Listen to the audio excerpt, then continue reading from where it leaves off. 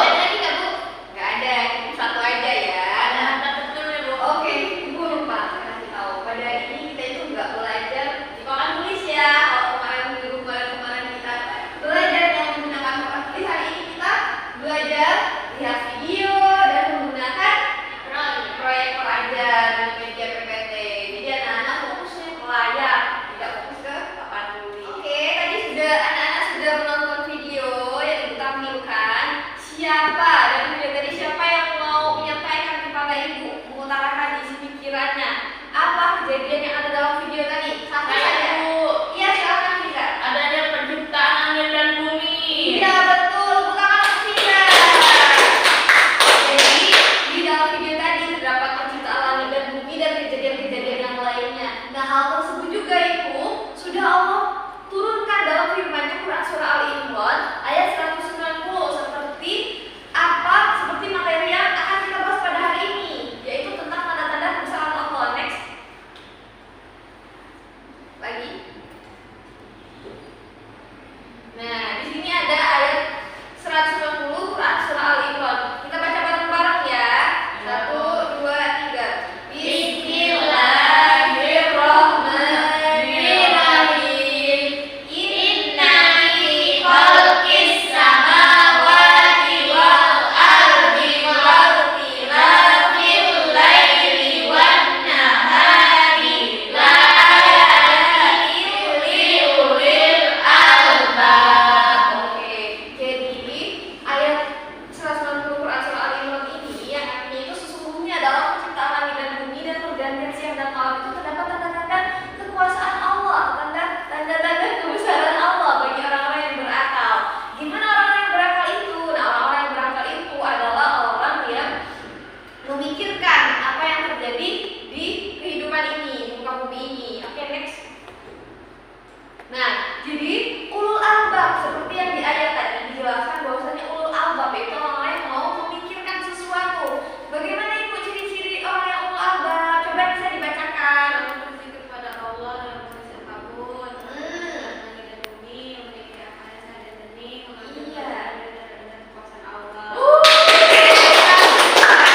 Nah, jadi itu tadi ciri-ciri dari ulul albab. Nah, Ibu Kasih juga mengatakan bahwasanya orang yang ulul albab itu adalah orang-orang yang mempunyai kecerdasan akal dan memiliki akal yang sehat. Ya, next. Nah, jadi ada sebab nuzul dari Quran surah Al-Imran tadi. Nah, di situ Ibu ceritakan sedikit ya. Kita ceritakan untuk mempersingkat waktu. Jadi pada suatu malam menjelang subuh itu ada pemuda namanya Bilal bin Rabah. Nah, Bilal bin Rabah ini mau azan datang ke masjid. Kemudian Bilal ini membuka pintu masjid. Kemudian di sana Bilal mendapati Rasulullah sedang duduk dan Bilal mendengar ada Islam di sana. Kemudian dengan inisiatifnya Bilal masuk membuka pintu masjid. Bilal mendatangi Rasulullah. Lalu Bilal berkata kepada Rasulullah, "Wahai Rasulullah, ada apa gerangan kau menangis?" Kemudian Rasulullah menjawab. Kata Rasulullah, "Wahai Bilal, apa yang mengharamkanku untuk menangis, sedangkan aku sudah tahu bahwasanya pada malam hari ini Allah telah menurunkan ayatnya yang berisi tentang penciptaan langit dan bumi." Nah, di situ Rasulullah berkesan kepada Bilal, dan itu bukan hanya untuk Bilal, tetapi untuk seluruh umatnya. Nah, Rasulullah berpesan bahwasanya ketika kita membaca Al-Quran itu jangan dilewatkan begitu saja, tetapi direnungkan. Itulah tadi dari ulul albab tadi, bahwasanya kita itu sebagai hambanya Allah, kita dianjurkan untuk merenungkan setiap kejadian di kehidupan kita. Next. Nah, di sini ada hadis tentang Allah. Ibu bacakan ya, anak simak.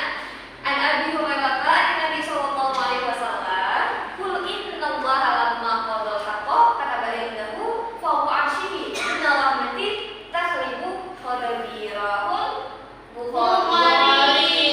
Dari sahabat Abu Hurairah, Rasulullah itu bersabda, kalau Allah menciptakan para makhluk, Dia menulis dalam kitabnya, dan kitabnya terletak di sisinya di atas arsy. Sesungguhnya rahmatku lebih mengalahkan kemurkaan. Jadi rahmatnya Allah itu lebih besar daripada murkanya Allah. Tetapi kadang kita saja yang enggan menemui Allah. Next. Nah, dari di sini ada satu pesan dari dua dalil tadi, dari ayat 190 surah Al-Imran dan dari hadis tadi, bahwa